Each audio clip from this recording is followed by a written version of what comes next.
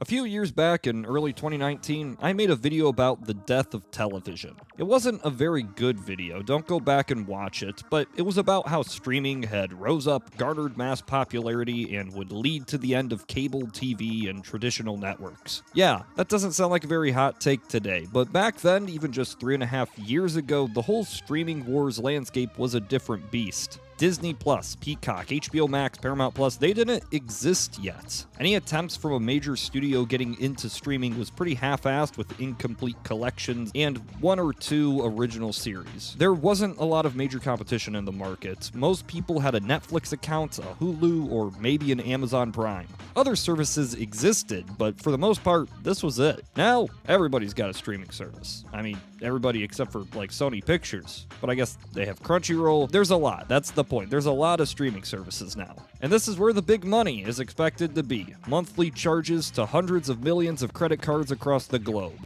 Guaranteed income. Now, this radical change in thinking didn't come overnight, but it happened pretty fast. In part, you can blame global events in 2020. Companies wouldn't be able to make money from the box office, so they put all their eggs in this particular basket. A lot of people were stuck at home, and streaming went from really popular to really popular. In hindsight, companies might have gotten a bit too excited. Out of all the major streaming services, there's only 2 that are profitable right now, bringing in more money than the company spent to produce the content for it. We have Hulu, which makes sense. They don't really spend a ton on original content. They've been around for a good long while and have a decent subscriber base. And the other one is Netflix, actually, which might be surprising considering all of this. That difference between profitability and not profitability isn't as big of a deal as it might seem. Losing money to grow subscriber counts isn't abnormal. It happens all the time. But when so much competition arises, it makes me start to wonder, is something like Paramount Plus going to still be around in 10 years? I mean, I don't know, but I'll try to take a few guesses. First, I want to talk about Netflix, because it's one of the more prolific collapses going on right now. Millions of subscribers fleeing. The share price is down like 51% in the last year. They've laid off hundreds of employees, which again makes it come as something of a surprise when they are one of the few that make a profit. But also, this downfall might have been a little over-exaggerated. 1 million subscribers leaving sounds like a lot of people until you consider that 1 million people is less than 0.5% of Netflix's total subscriber base. Even if Netflix lost 170 million subscribers, they'd still be ahead of Hulu. But you gotta consider, why are so many people unsubscribing? The immediate thing I think of is price. When I first signed up for Netflix like 10 years ago, it was $8 a month. Now, if you want to watch shows in 4K, which I consider a fairly standard resolution, it's $20 a month. And if you don't even care about 4K, you're fine with 1080p, that's still $15. And with every price increase, Netflix will lose subscribers. So you'd expect Netflix to just cut the price and get back some of those subscribers, and that'd be nice, but it doesn't always work that way. Netflix's stock price didn't plummet because they're losing money, it's because they aren't growing. As you know, investors want growth above all else, and after a decade of being number 1 in the market, it's going to be tough to continue growing after this point. For most of Netflix's life, the most watched programs were shows that were owned by somebody else. The Office was the top performer for Netflix for years, but it was an NBC show owned by Comcast.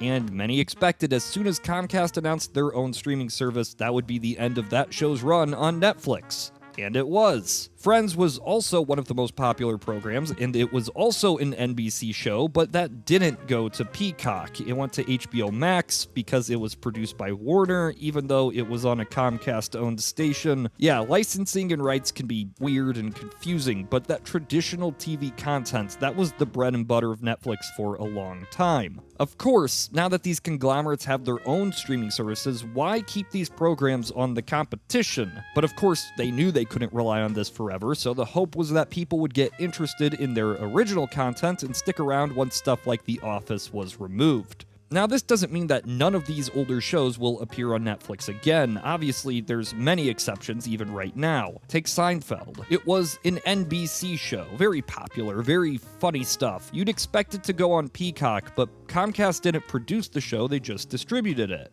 Sony produced it and retains the rights and can sell it to the highest bidder. So they sold the exclusive streaming rights to Netflix for a lot of money, but only temporarily. Laid out like this, it would seem like Netflix's days are numbered, that they're drowning in getting these licensing deals and hoping people stick around, but I don't think they're going anywhere. One, because, of course, they're still making money, quite a bit of it too, but also because I don't think streaming is going to just rely on these older shows anymore. Think about in 2019 and 2020, while there were original shows that were getting a lot of viewers and a lot of hype, it was losing stuff like The Office and Friends that was seen as the move that would kill Netflix. But it didn't. They didn't lose a huge number of subscribers proportionally to what they still have. Most people are still tuning in for the original content. And for most streaming services, it seems to be going this way. And that's probably not going to end anytime soon, because eventually those older shows will fade from the spotlight. It's just how time works. I don't mean any disrespect, because I love older sitcoms and shows, but in 2032, even something as relatively new as The Office will probably not be very interesting to corporations' target demographic. It'll be a 30-year-old show,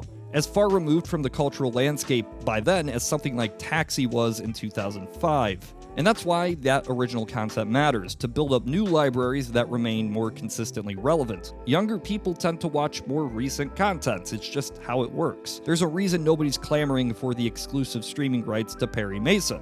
And again, I like Perry Mason, I'm not ripping on Perry Mason, I'm just saying I don't know too many 20-year-olds currently watching Perry Mason. Amidst all this, Netflix is trying to expand as well. They're attempting to create an ad-supported tier, which that's pretty much what everyone's trying to do. I don't know how well that will go over. I think that's a terrible idea. Sure, it costs less money, but at what cost? Microsoft is teaming up with them, so this has led to some speculation that Microsoft will try and acquire Netflix and shove Xbox Cloud streaming into it. I don't know if this is going to happen, but either way, yeah, I don't think Netflix is going anywhere.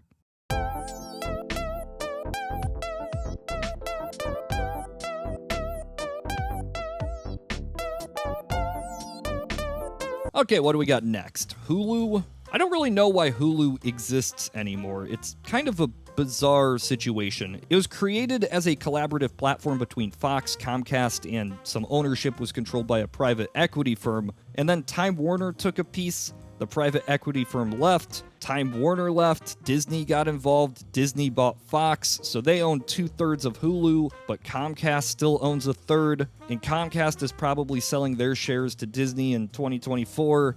So now Hulu is left as Disney Plus 2. Hulu has a lot of non-Disney content, but it's mostly where Disney puts its Fox shows and movies it doesn't want to go on Disney Plus for whatever reason. I assumed Hulu would be the TVMA equivalent for Disney Plus, and most Fox content would go here instead of here, but that doesn't necessarily seem to be the case. You might wonder, why not take all of this and just put it on Disney Plus? Make a more comprehensive service for people that don't care about Disney, make Disney Plus more enticing to everybody.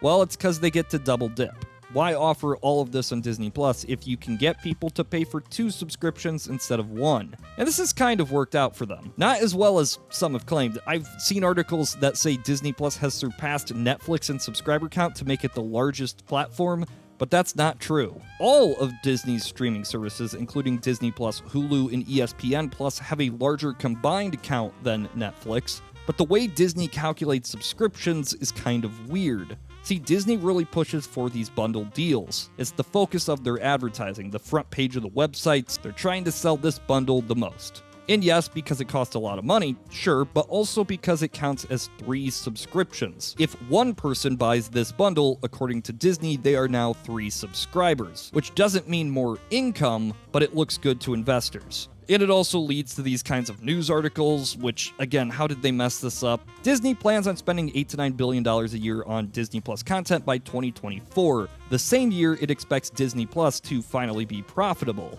But this expectation for the service to become profitable relied on the idea that Disney Plus would have 240 to 260 million users by that year, with many of those coming from India, which now seems less likely, because Disney did not get the rights to the Indian Premier League of Cricket, which apparently would contribute like 40 million additional people to the platform. Also consider, for each subscriber, Disney isn't making Netflix money, it's making less than half. A lot of this is because of Disney Plus's low price, which, surprise, surprise, is going up, and also because of all the free deals. In streaming, you want to get people to sign up with a free trial, get hooked on the content, continue the subscription, or just forget to remove their credit card information.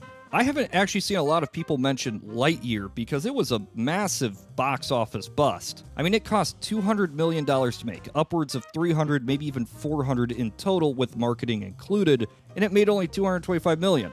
If you're wondering right now why you're seeing so many ads for Lightyear to stream it on Disney Plus or buy it on video on demand, that's why. And maybe that's Disney's strategy. Even if a movie doesn't make a profit, just hope it brings more people into Disney Plus, sell more toys, more Buzz Lightyear. Okay, Amazon Prime. I don't think they're in the conversation for failing streaming services, and for good reason. Something like half of all homes of all people in the United States are subscribed to Amazon Prime, mostly because of one-day free shipping. And I'm sure a lot of them don't even watch Prime Video. Globally, this service hasn't been quite as successful, but yeah, I don't think the streaming element matters that much here. And I like Amazon Prime Video. It's good, I like it. I watched The Boys, I watched Invincible, Vox Machina was good, I'm hip. I mean, on its own, I'd say the original content could keep this afloat, but it really wouldn't matter. Amazon Prime could just exist off of that day one shipping in the United States, and this is extra incentive. So, yeah, I've never really had a ton of faith in Paramount Plus, or especially Peacock.